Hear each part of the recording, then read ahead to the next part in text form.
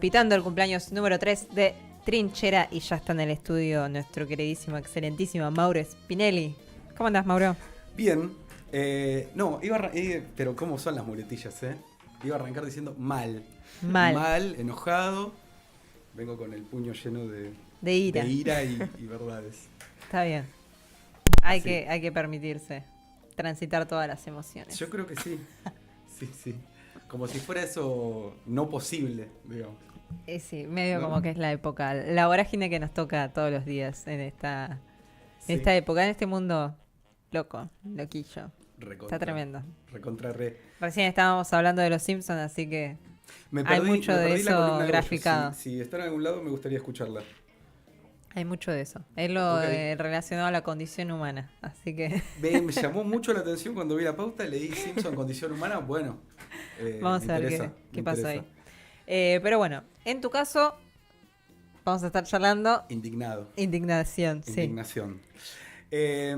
Sí, creo que un poco surge de una pregunta y también de una indignación un poco inevitable, ¿no? De una sensibilidad. Un poco en estos días, ayer creo, un poco charlando muy temprano con un mate con mi compañera y decir, che, le pegaron a los jubilados, de nuevo, Sí.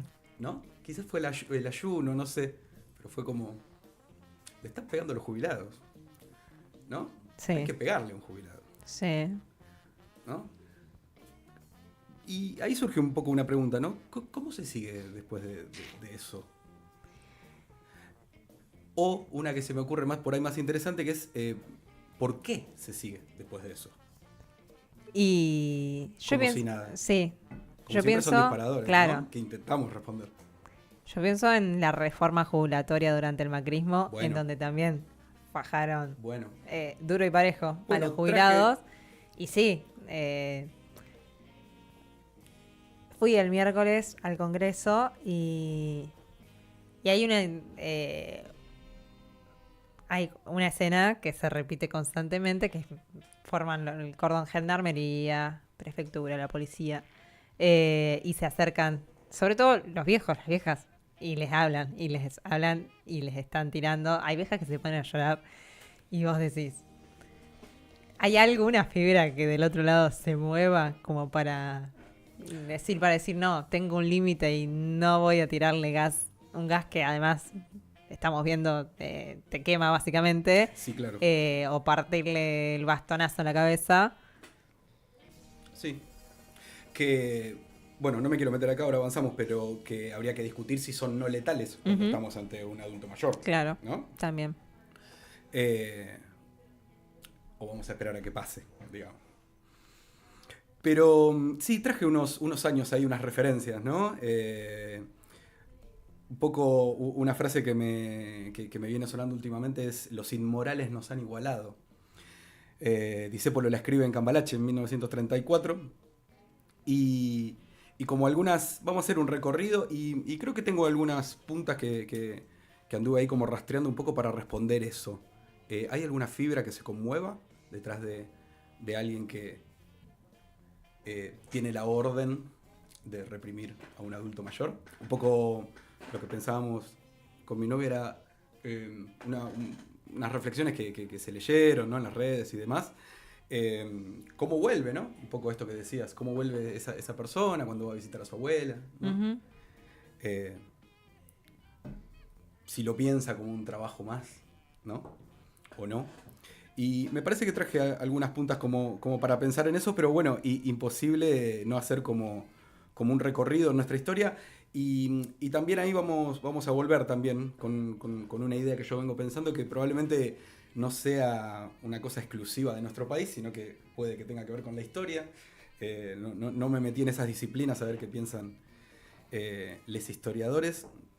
En esta cuestión del carácter cíclico de la historia y la Ujú. repetición y lo que puede llegar a generarnos anímicamente, psicológicamente, esta cuestión de que todo se repite, ¿no? Entonces pensaba en Norma Pla, Norma Beatriz Guimilde de Pla, Eh, y 1991, ¿no? Comienza a cortar todos los miércoles, Avenida Rivadavia. Pienso en el 2017, imposible no pensar en la represión de 2017, y hoy.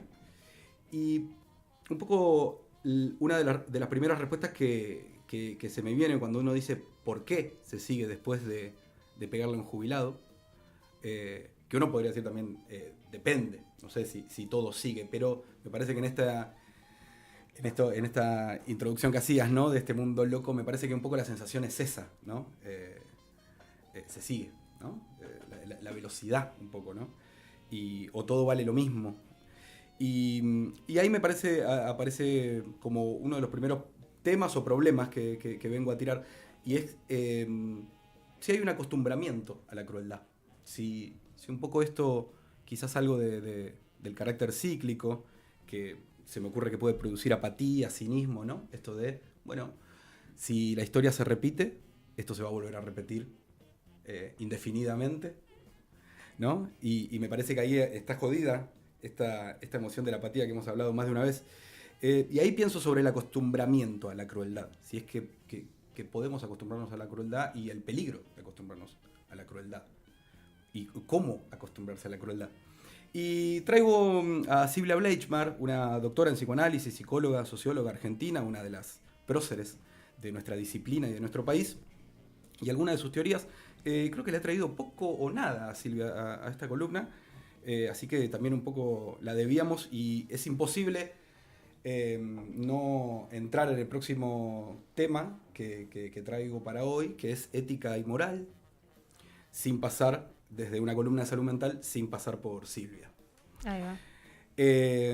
Silvia escribe Dolor País en el 2002, escribe La construcción del sujeto ético en el 2006, lo recomiendo muchísimo, están sus conferencias en YouTube también, son muy interesantes, es muy clara, como toda persona muy genia, es muy clara. Y vamos a pensar algunas de las puntas o de los diagnósticos que hace Silvia en esa época. Una de las psicoanalistas más interesantes, porque es quien empieza a pensar a los sujetos como con su subjetividad como producto de la época, ¿no? Algo que hoy por ahí nos suena un poquito más, yo acá cuántas veces lo hablamos, ¿no? Pero en los años 2000, en principio de los años 2000, no era algo en la disciplina tan... creo que recién a partir de ella un poco, y de esa época un poco, empezamos a pelearnos entre nosotros, de psicoanalistas. Ahí va. O sea que vino a traer polémica, Discordia, claro. pero por Está bien, supuesto. excelente. Pero por supuesto. Transgresora. Y que si seguimos un poco su lógica y su idea, es como si somos producto de una época y somos productos de esta hermosa tierra en la que vivimos, que podríamos decir que a veces también uno se acostumbra a las crisis, somos productos de la crisis, así que ¿por qué no? ¿Cómo no transgredir, digamos, ¿no?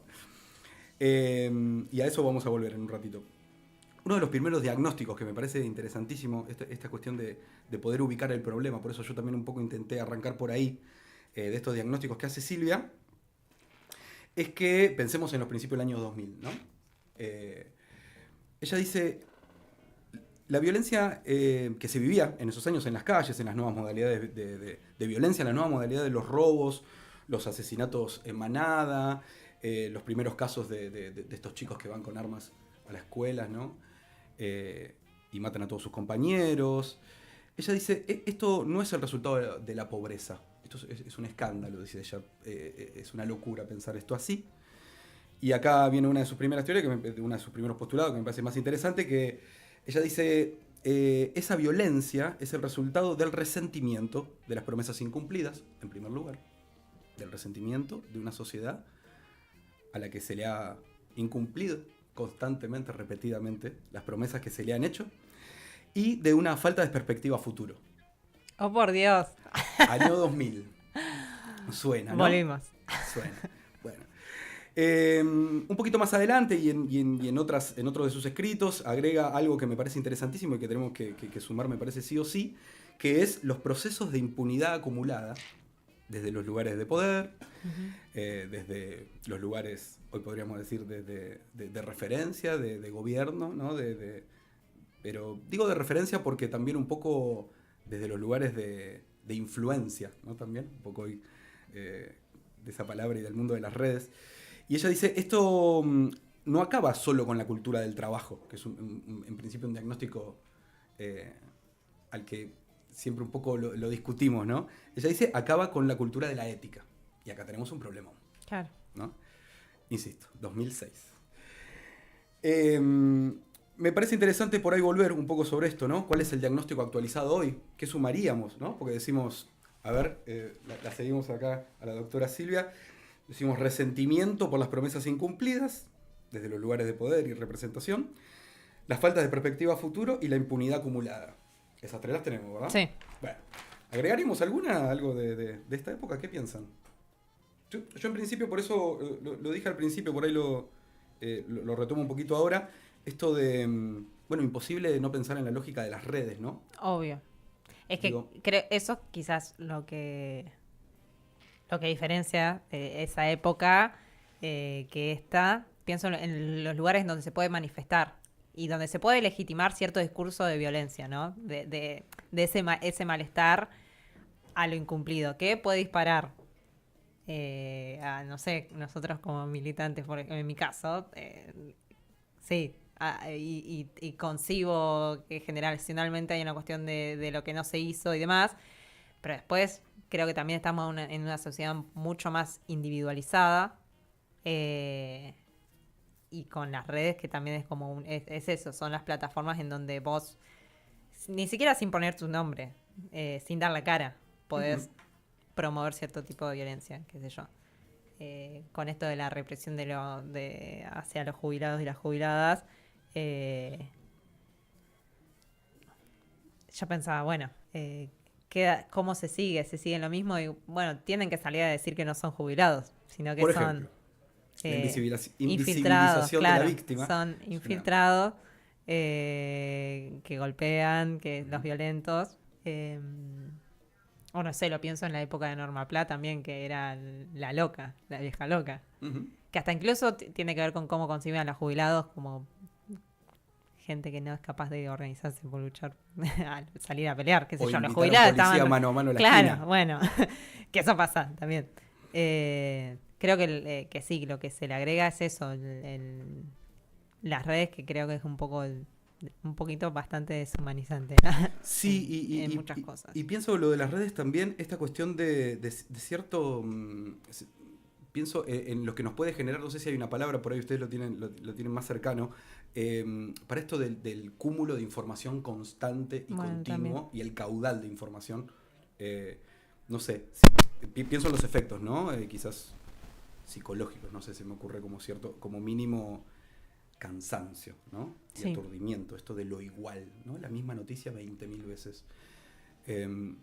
Digo, un poco como unos agregados ahí al diagnóstico de Silvia. Una de las diferencias más importantes que hace en este texto que vamos a repasar un poquito hoy es la diferencia entre ética y moral, en principio. Y al principio toma un concepto, una frase de Levinas, Emmanuel Levinas. Miren qué hermoso. Dice, la ética, afirma Levinas, es el reconocimiento de esa presencia inquietante del otro, capaz de arrancarme de mi solipsismo, de mi egoísmo, para volcarme a las responsabilidades infinitas que desde él me convocan. Silvia lo traduce como toda genia y lo dice muy sencillo, dice, la ética es la presencia del otro, básicamente. Está basada en el principio del semejante y es la forma en que enfrento mis responsabilidades frente a un otro. En cambio, la moral son las formas históricas que van tomando los principios con los cuales se legisla, a partir de los cuales se hacen las leyes. Ejemplo. Uno podría decir, este es un ejemplo que toma ella, me parece muy claro. Uno podría decir, hoy es difícil, lo increíble de lo circular de la historia, paréntesis, es que justamente ahora ya no tanto, que la homosexualidad es una inmoralidad. Digo hoy ya no tanto porque la lógica de redes da lugar a que aparezcan personas diciendo que la homosexualidad es una inmoralidad. Claro. Pero Silvia dice, eso es una cuestión moral, es una cuestión que hace una ley de época, digamos. Ahora bien, la violencia, sea en una pareja heterosexual, poliamorosa, cerrada, abierta, lo que sea, la violencia hacia un otro, el detrimento del otro, el no registro del otro, violentar a un otro, eso es una cuestión ética. Y no tiene época, de alguna manera. Es como una ética universal, dice ella, ¿no? Me parece que ahí un poco, por eso la traía Silvia, porque me parece que es como muy clara en algunas cuestiones, también en contra del psicoanálisis imperante de la época, de decir mucho y no entender nada. Bueno, ella dice poco y se entiende muchísimo lo que dice. Claro. Y vuelvo un poco a Discépolo, ¿no? Y vamos a traer a otro de nuestros próceres argentinos. Si en el 34 ya Discépolo decía que quizás nos anticipaba el diagnóstico de posverdad, ¿no? En Cambalache, ¿no? Da lo mismo ser cura, chorro, colchonero, honrado, ¿no? Da todo igual, nada es igual. Todo es igual, nada es mejor, nada es peor. Los inmorales nos han igualado. Hay un diagnóstico que hace también alguien como crisis de valores, y es Perón, en la comunidad organizada, ya en 1949. Sí. Digo, no, entonces un poco, de nuevo, ¿no? Esta cuestión de lo cíclico que quizás nos quede para otro análisis, para otro estudio, pensar si efectivamente es todo igual o si a lo largo de la historia ha habido algunos mojones que subsisten, ¿no? Digo, o si cada vez que el ciclo pega la vuelta arrasa con todo o no. Eso es algo que, no sé, me lo acabo de preguntar. Tendremos que averiguar. Sí. Pero, y otra de las diferencias muy interesantes, y acá me parece vamos a avanzar un poquito, así llegamos porque tenemos acá unas puntas lindas, que hace Silvia, es la diferencia entre sujeto ético y sujeto disciplinado.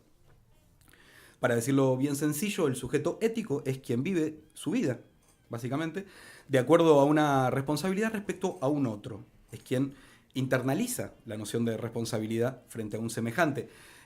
Acá un poco, Perón en la comunidad organizada se pelea un poco con Kant y el imperativo categórico, ¿no? La ley de Kant y el imperativo categórico se puede resumir en esta frase de actúa como si de tus acciones se pudiera hacer una regla universal. Claro. En criollo, no hagas lo que no te gusta que te hagan, sí. Hacé lo que te gusta que te hagan, básicamente.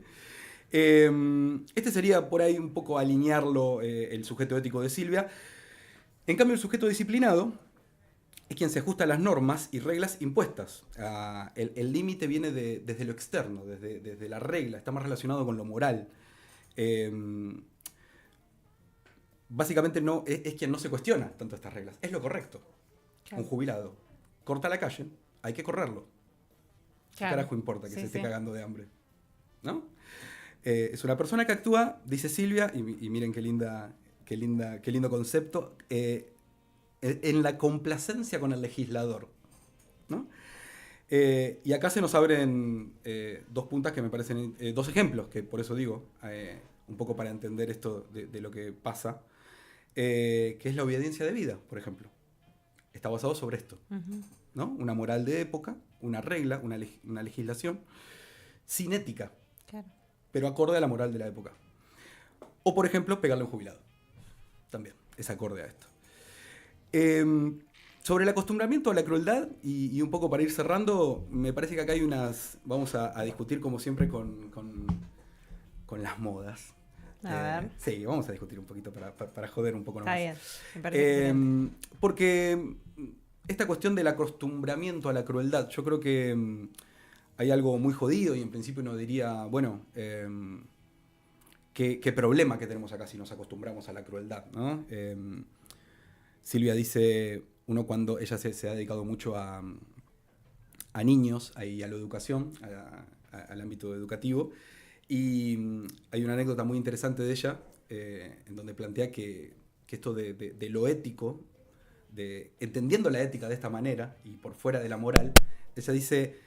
a veces se piensa, por ejemplo, que los niños no tienen ética. Y hay una anécdota muy conocida de ella, muy famosa, que es de una paciente que tenía y que llegó al consultorio completamente angustiada porque su amiga se había olvidado su muñeca en su casa y no pudo dormir en toda la noche pensando que su amiga iba a extrañar la muñeca. Silvia dice, aquí tengo un sujeto ético de 5 años, capaz de no poder dormir, de sentir el dolor del otro como propio y sentir una responsabilidad frente a ese dolor ajeno. Por el contrario, podemos tener personas muy formadas y de muchos años y muy cultas, y muy Claro. moralistas, Sí, ¿no? también. Y muy apegados a la ley, gente muy correcta, sin ética, ¿no? Pero en esto sí me parece interesante pensar esto del acostumbramiento. Ella decía, y doy este ejemplo de los niños, porque ella dice, si uno tendría que educar, uno educa para el futuro, ¿no? Y acá tenemos los desafíos, ¿no? Uno piensa y construye, en el mejor de los casos, para el futuro. Ella dice, si tuviéramos que educar para el presente, tendríamos que educar pequeños psicópatas. Porque si vamos con la moral de la época, en donde, bueno, no te metas, no son jubilados. Y si son jubilados, ¿qué hacen ahí? Claro. Que se dejen de joder, ¿no? Sería como un poco la moral de la época. Bueno, estamos ante un problema, digamos, ¿no? Entonces, me parece que sí hay una cuestión como para entrarle a esto del acostumbramiento a la crueldad, que es otra pregunta, y es que, y acá vamos a discutir un poco con las modas, porque me crucé un meme que en principio no diría que es muy bonito, por supuesto, y que creo que apunta a la ética, pero vamos a problematizarlo un poco, que es, te hicieron creer que la sensibilidad era algo malo y en realidad es un superpoder. Y yo digo, bueno, ok, pero qué difícil vivir en estos tiempos con la sensibilidad a flor de piel. Sí. Está un poquito romantizado y simplificado, ¿verdad? Sí. Digo, entonces, ahí es cuando yo un poco discuto con esto, cuando a veces se usa la empatía y queda casi de cotillón, ¿no? Cuando es muy ajena, cuando esto, ¿no? Cuando se piensa en estas frases que uno en principio diría, bueno, qué bueno, pero si queda así vacía de contenido, ¿cómo se sostiene? Y esta es un poco la pregunta también a la que quiero llegar. ¿Cómo podemos hoy sostenernos? Una frase que hemos traído tantas veces acá, ¿no? ¿Cómo endurecernos sin perder la ternura? Podríamos decir, como diría Ernesto Guevara. Porque si pensamos que estamos viviendo en una crisis constante, podríamos argumentar también que la vida en crisis precisa de endurecer la piel, de alguna manera, para seguir, ¿no? Entonces, me parece que un poco, también discutiendo un poco con esto de la generación de cristal, ¿no? Que en principio uno podría decir un material que se quiebra, pero a la vez es un material translúcido, ¿no? Que por ahí permite ver un poco más allá de esa sensibilidad, y a diferencia de la opacidad de otras épocas y de otros cuerpos que se rompen, porque no es que no se rompen, pero se rompen en silencio, o rompen en violencias, ¿no? Entonces, me parece que un poco pensar una cuestión ética que a veces puede ir en contra de la ley, y acá está la cuestión, ¿no? Si la ética es el registro de un otro, y desde los lugares de poder, desde donde se debería proteger al más débil, se lo intenta de alguna manera exterminar, bueno, quizás una postura ética tiene que ir en contra de esa ley imperante. Un poco como para pensar estas cuestiones de la relación entre la ética y la moral. Me parece como que queda muy claro con Silvia. Interrúmpame un poco si me tomo un mate. Es un llamado a romper las leyes. No acatar el decreto de Milei ni la ley base. Bueno. No, pero pienso así que justamente va en detrimento de un montón de estructuras o organizaciones que van en pos, no sé, de la defensa de los derechos, no sé, pienso en los sindicatos. Después hay una cuestión con esto, retomo la imagen del viejo a la vieja que se le para enfrente al rati, al gendarme, y le empieza a hablar y llora y se quiebra, y del otro lado seguro que, yo quiero creer que hay quienes se inmutan a estos que se cagan de la risa también. Probablemente. También hay una cuestión ahí del poder, ¿no? De, no sé, y yo supongo también el efecto de algunas sustancias, porque había algunas policías que estaban complicadas, más dura que la realidad. Hay maneras y maneras de endurecer la piel. Sí, él la endurecía, sobre todo la mandíbula. Pero bueno, a mí me pasa eso, que es algo como, bueno, creo que es la pregunta, ¿cómo hacemos para interpelar, no? en el medio de esto, de sí, la naturalización, de que es re viral la foto de los viejos golpeados, como, no sé, puedo remitirme al genocidio en Palestina y también es re normal ver imágenes que son re cruentas y sin embargo ahí sigue el genocidio sin... Así como un montón de atrocidades que podemos ver. Yo creo que vienen un poco a tratar de esto de... De hecho, el proyecto liberal es un poco eso, como de individualizarse y el sálvese quien pueda y que no haya ese registro del otro. Por eso naturalizar, visitar a un genocida y decir, pobrecito este viejito. Y este viejito, no sé, violó, torturó. No sé, vienen a intentar hacer algo desde eso y que lo rebelde parezca justamente, no sé, atentar contra esa ética. Claro, contra esa moral, en realidad. Bueno, sí. ¿No? Sí, y pensaba un poco con el Mickey en el CCK, creo que había leído por algún lado la banalidad de la maldad, ¿no? Bueno, eso también. Lo recuerdo a Capusotto también hablando de Mickey Vainilla, ¿no? Sí. Diciendo el poder real se hace el boludo, no se va a mostrar como lo que realmente es, ¿no? Entonces, claro, son unos abuelitos, son la diputada que dice que los va a ver, dice que no sabe porque nació después de esa época y tiene un patito en la cabeza. Claro. Digo, eso es un poco la coordenada de la época también. Digo, un poco lo banal, ¿no? Todo igual, todo lo mismo. Sí, y no sé si deberíamos traer a quienes hayan presenciado a flor de piel la crisis de los 90, pues yo la verdad que lo único que tengo es recuerdo en el Club del Trueque. Yo la tengo un poquito en la piel, quizás bueno, no tanto en la memoria. Sí. Pero, ¿para qué? ¿Cómo formulo? Esto de... se me fue un poco la idea. Déjame que la reformule y ahora... Bueno, la memoria, viste qué complicada. Sí, porque, sí, ya cumplí 30 y estoy mal. Porque aguanta 8 años más. No, perdón. Perdón, Mauro, no. No, por favor. No te quise decir nada. No, hoy igual, vine atento. Pero, no, pensaba en esto de la memoria, como creo que alguna vez lo hablábamos también, ¿no? Esto de la necesidad de la desmemoria o de la banalidad de la historia. Digo, eso me parece que también precisa ahí va, que se vuelva a repetir. Ya volvió. Venga. Pasó en los 90 igual que se vayan todos y esta cuestión del descreimiento a la política. No sé si en ese momento había... yo entiendo que ese enojo estaba más direccionado al gobierno, al Estado, a la clase política.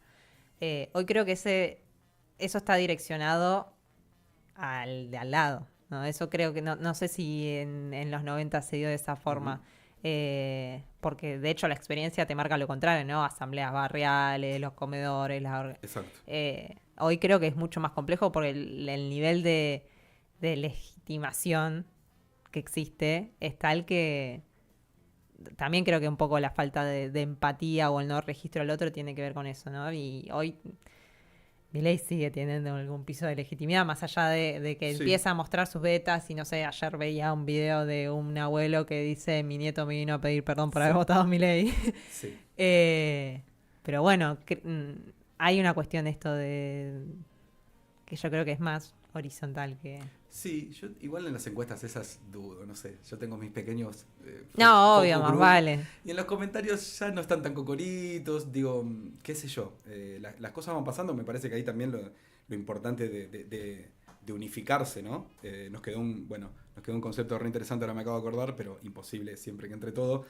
De Silvia, que es para que uno, que en realidad era importante, porque es la vueltita que nos pega, digo, cómo sentir...